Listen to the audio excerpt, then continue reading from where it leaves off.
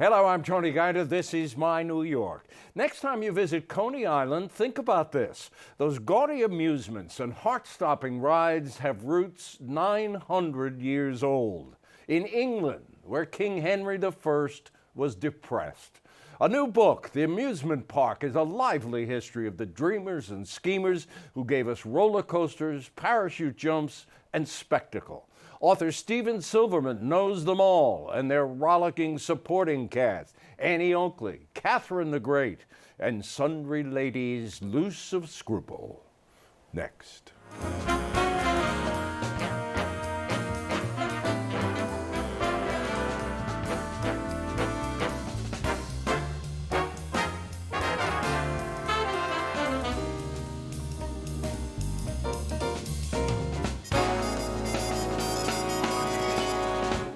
Stephen Silverman, welcome back. Thank you, I think, Tony. were destined to write this book, The Amusement Park. The full title is very long. Amusement Park, 900 Years of Thrills and Spills, and the Dreamers and Schemers Who Built Them. You were destined to write this book, and I say that because of your first job as a kid in California. Yeah, I confess, I sold ice cream at Disneyland, next to Sleeping Beauty's castle. Oh, really? How did you do it? Did you sell a lot of ice cream? No, I was, one does, it's very hot in summer there. I lived for the 10 minutes I was given at 9 o'clock every night when the fireworks went off because I wasn't permitted to sell. But I was also always scolded. My ice cream scoops were bigger than anybody else's. Generous man. I was told to keep my balls small. I can't. Really? That's an exact quote? Exact quote. We're going to put that on the screen.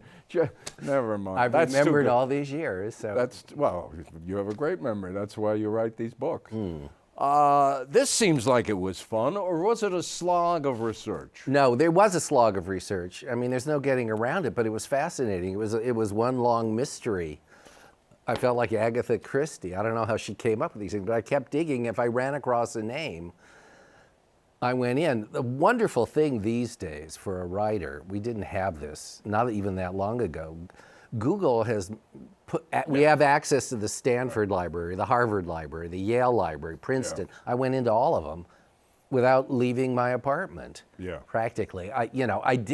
I got out there. I went to amusement parks around the world. I was the first journalist inside Shanghai Disneyland before it opened. All right. How many rides did you ride? Oh, I go on most of them. Do you? Yeah, the real thrill, the ones that go upside down or backwards, I'm too old, period. They're, I can remember Palisades Park over in Fort Lee, I guess it was.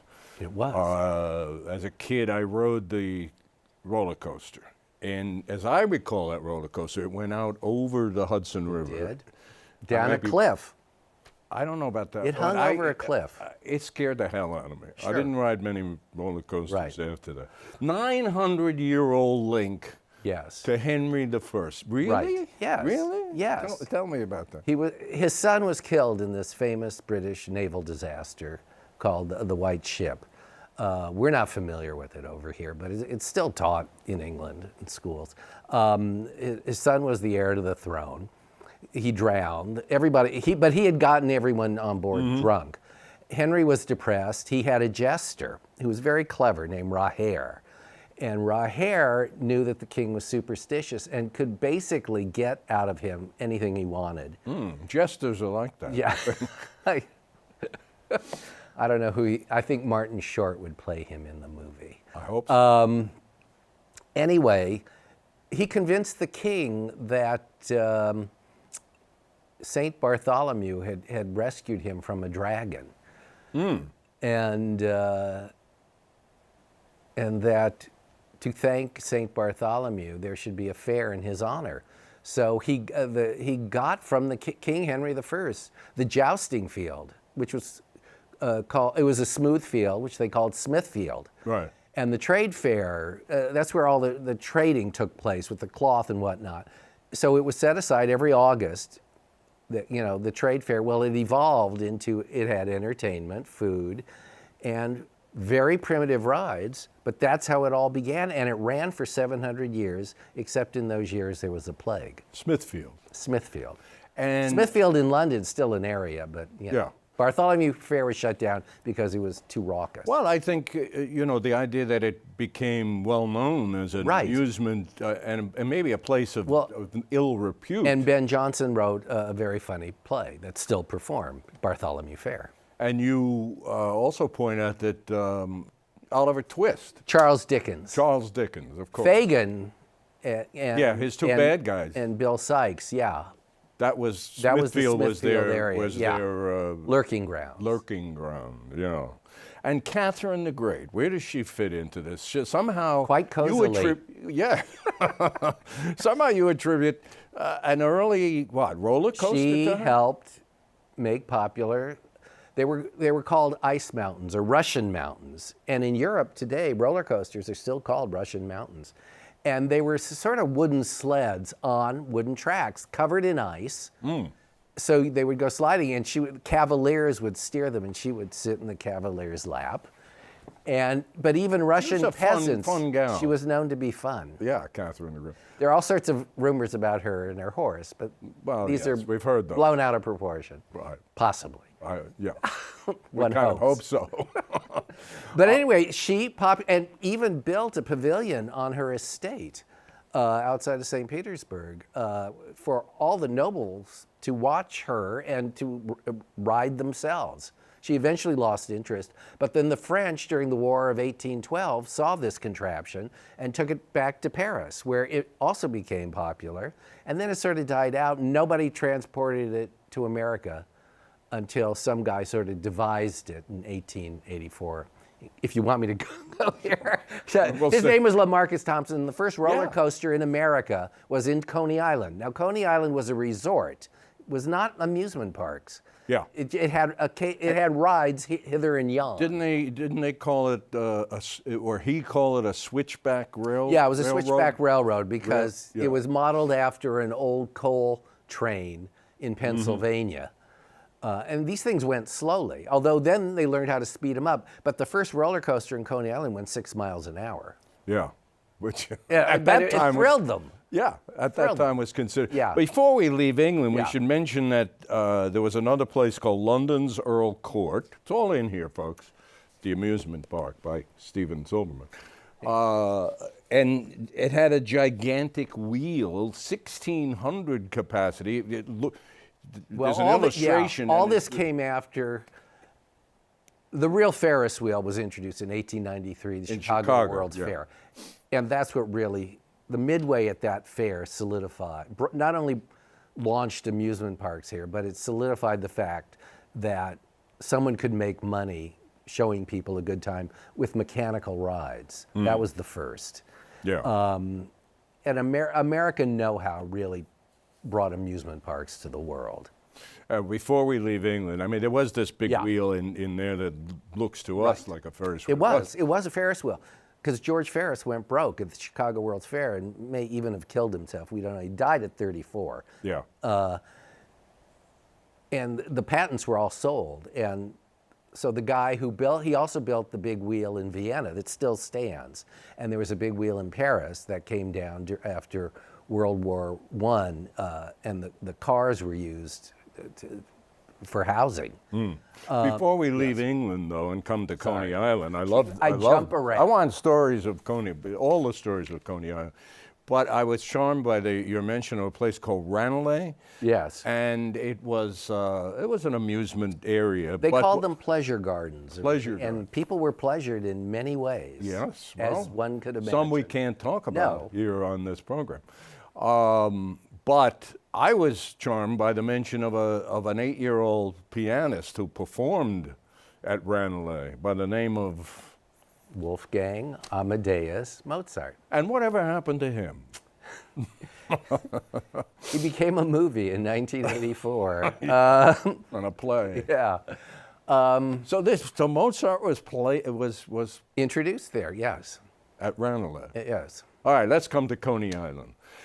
I'm a New Yorker, and I'm, when I see what happened to this city over the years, I'm a little bit surprised that it's still an amusement area. I'm surprised it's not full of condos and Well, Robert office. Moses always did his best to shut it down. And then eventually it was bought by Fred Trump. And he bought Steeplechase Park. And he was going to convert it all into condos. That didn't happen. But he did knock down the Pavilion of Fun. But all that came so much later. I mean, Coney Island really started in 1862 and then developed haphazardly. And it's not even an island, it's an isthmus. It's an isthmus, yes. And it's gone, it's like a roller coaster. It's had its, it's had its. Oh, yeah. Well, it was under the thumb some of a crooked political boss named John McKay. And there was a family called the Tillyous. And they operated a shack that would rent towels and bathing costumes. I mean, you would rent because people didn't even swim in the ocean at that time. There were still superstitions that there were monsters in this thing. But it became popular, and Coney Island developed and became the premier resort in America, in the world, really. But it had different characters according to the neighborhoods, and the far west was down and dirty. It wasn't just down Market, it was down and dirty. The western section, the western area. Whereas Manhattan Beach was built by the owner of the Long Island Railroad, and it had the Oriental Hotel and the Manhattan Beach Hotel, and it was so exclusive. High class. Yeah. It was uptown. Well, and they discriminated, I mean. Yeah, not surprising. No, and front page of the New York Times discrimination. No, we do not want Jews. The Tillyous, one descendant of the Tillyous, I'm trying to remember what you said in here, actually finally was able to stick the the son. The son. To John McCain, Yeah. Well, the politicians got McCain. Once McCain was sent to prison for his corruption, George Tillyous stepped up his game. But inspired by the 1893 World's Fair in Chicago. But he was not the first. There was this crazy guy named Paul Boynton. He was known as the Fearless Frogman. He was a deep sea diving daredevil. And he went around. He was introduced to Queen Victoria, but he built the first amusement park in the world, in Chicago, right after the fair. And what it encompassed, he had mechanical rides, but he did the novel thing of putting a fence around it and charging admission. And it was so successful that he thought, I'm going to go to this successful resort in Brooklyn. And he put up the first amusement park there, Sea Lion Park. And George Tillyous thought, well, I'll put up a park too, but I need a gimmick. And he went to England and he saw this steeplechase ride.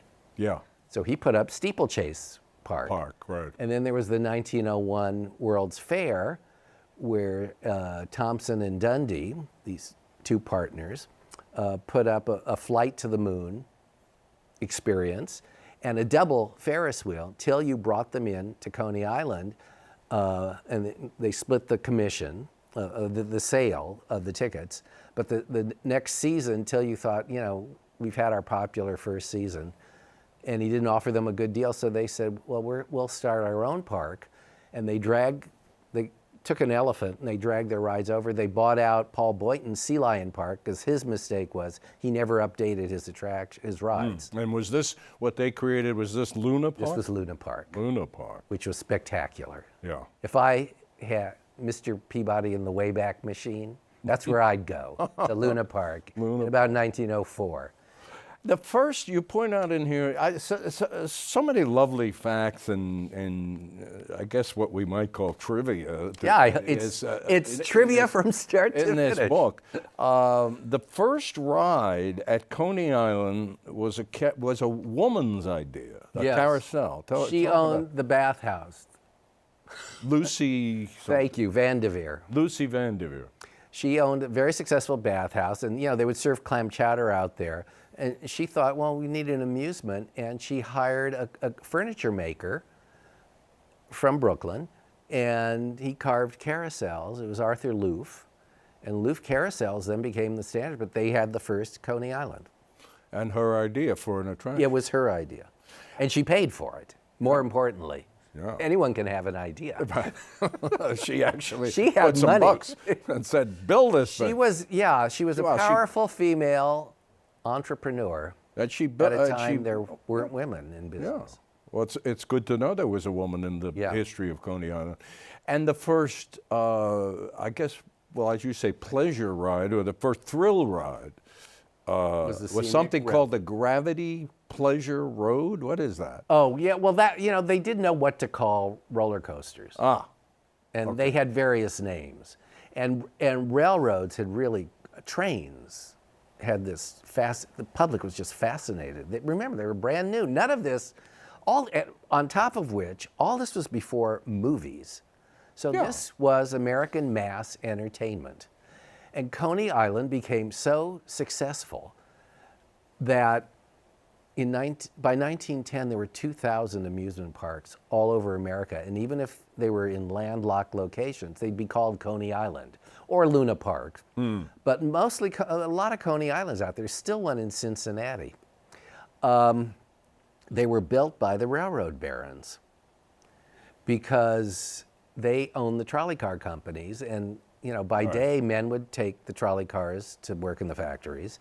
But at night and on weekends, the trolleys would just be there, and the barons had bought electricity by the month. So they said, we need something to keep the trolleys going and people to ride them. A place to go to, yeah. They built the trolley parks at the end of the lines.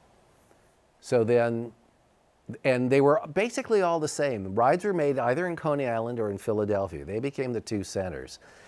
And then and people loved going on these mechanical rides. But then Henry Ford introduces the Model T. Well, you didn't need to go to somebody's mechanical ride. You had your own, and you were in control. So, with World War I, things were sort of dying out at amusement parks. But the railroad barons got out because people weren't riding trolleys. They had their own cars. It brought the golden age of the roller coaster because it provided a thrill that you couldn't get behind the wheel of your car. And that's when all that happened.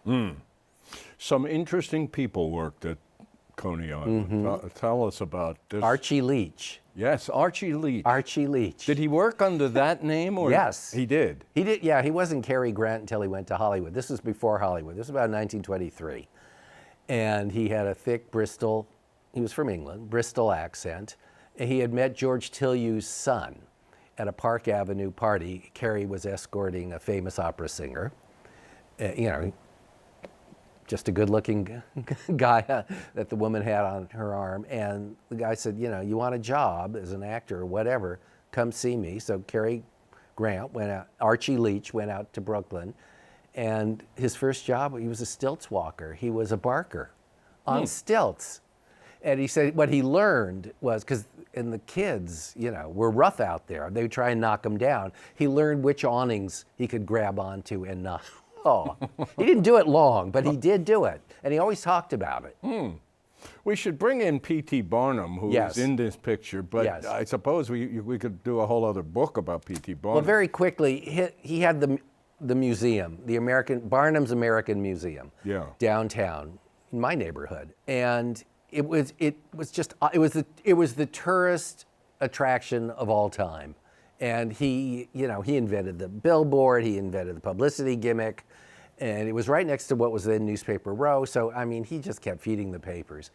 And everyone went there. And it really taught you that people will come, if you give them something out of the ordinary, they will come. That was his contribution. And it remained constant. Yeah. You mentioned a couple of times the Chicago exhibition. Columbian exhibition. Columbian exhibition, 1893, I think. And the importance of that, there are many facets you've hit on already, one of them being a fellow named George Ferris. Right. Because the people behind that expo felt, hey, we got to have something that's going to bring the people and excite them. And well, Paris had its expo, and something called the Eiffel Tower came with it. So they kept saying, we need a landmark, we need a landmark. And even Eiffel made a suggestion. And it was basically another tower. They said, we don't want a tower. And Ferris went to them and supposedly when the guy who organized the fair spoke to a group of architects, and Ferris supposedly started drawing on his napkin. But Ferris went, and he was insistent. And they fought him every step of the way. They didn't think it would be safe. They didn't think he would get either the economic resources, which he had to raise himself. They really took him to the cleaners. The fair organizers were terrible to George Ferris. But he persevered, and it didn't open with the fair. It opened in the middle of the fair, and at first, people were afraid to go on it. But then there was this terrible storm that hit Chicago, and the wheel barely budged. So everyone wanted to see it, and it was... That showed it. It drew people. It was built the so magnet. solidly, Yeah. Right. I think it, as you say, it dissipated people's fear that you gotta get on this thing, I'm going to die. I'm not sure I'd have gone on it, but then he was offered all, George Tilly wanted it at Coney Island. He turned him down. There was even a plan to move it to it was our garment district, 37th and Broadway. Really? Yeah, over there. Yes, right over there. Along with the Turkish village, the fake Turkish village that had been with it at the World's Fair, and he turned them down. But the thought of having, the world's biggest and only Ferris wheel over there, just intriguing. It's very intriguing, and you could look at London today, and one of the visual symbols of London is the London Eye, which is that huge. Right. We almost had one in Staten Island. I'm sorry, we're not going to have that. Yeah. But I think rides should be everywhere. I like the idea of rides, but I'm still curious, and I don't mean that you have the answer. I certainly don't have the answer. It's how this kind of grungy area of Brooklyn has remained grungy and not been... Well, it's cleaned up now considerably. Yeah, it's almost, I think, it lacks character. There's still some wonderful pockets. Well, there's a ballpark out there now. That's nice. Which is a great... That's nice, but the ride area, they call them off-the-shelf rides. They're nice. They're wild, but... the Wonder Wheel's terrific and has a sense of history. The Cyclone, of course, is landmark, thank goodness. And the Spookorama, I find, are just, it's scary and good. It was interesting to me that, of course, Coney Island, we think of Nathan's.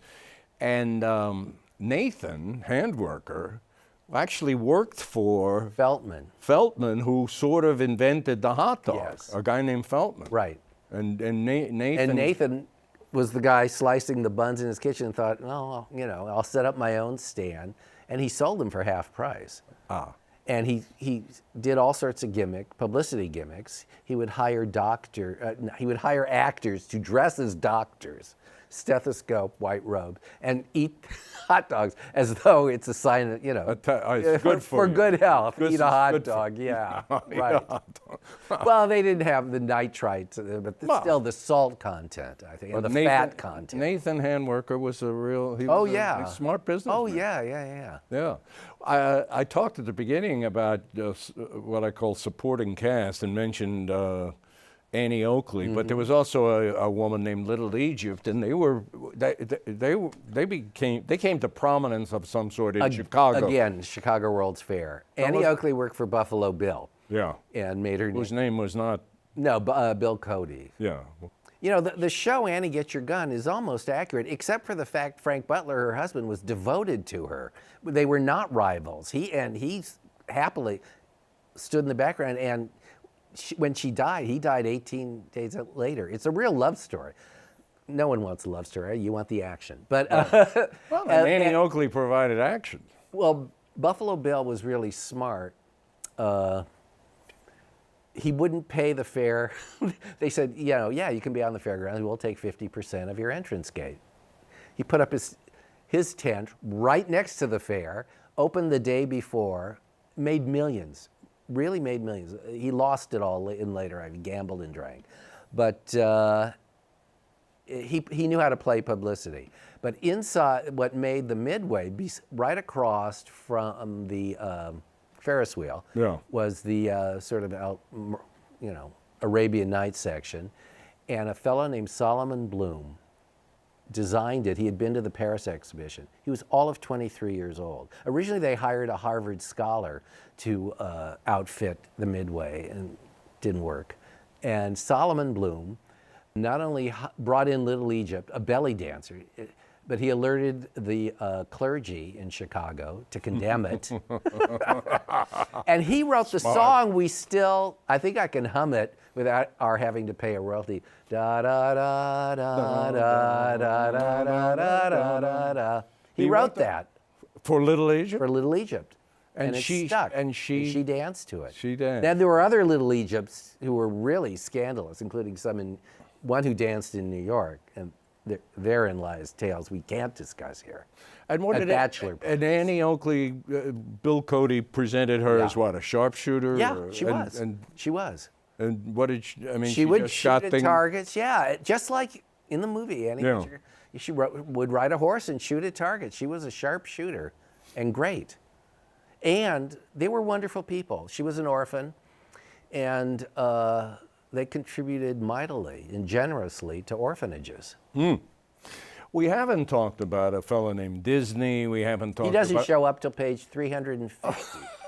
which is Because where there's 900 where he years belongs. of We haven't talked about Disney. We haven't talked about the zillions of parks that Yes. exist and are coming. Something called Legoland is That's going to be in the Catskills. up in the Catskills, where you wrote a history. I know a bit of it. Stephen, you have to write another book. Okay. But this is a lot of fun. The Amusement you, Park. Tony. It's good to see you. It's great to see you. Thank you. And thank you for watching. We will see you next time.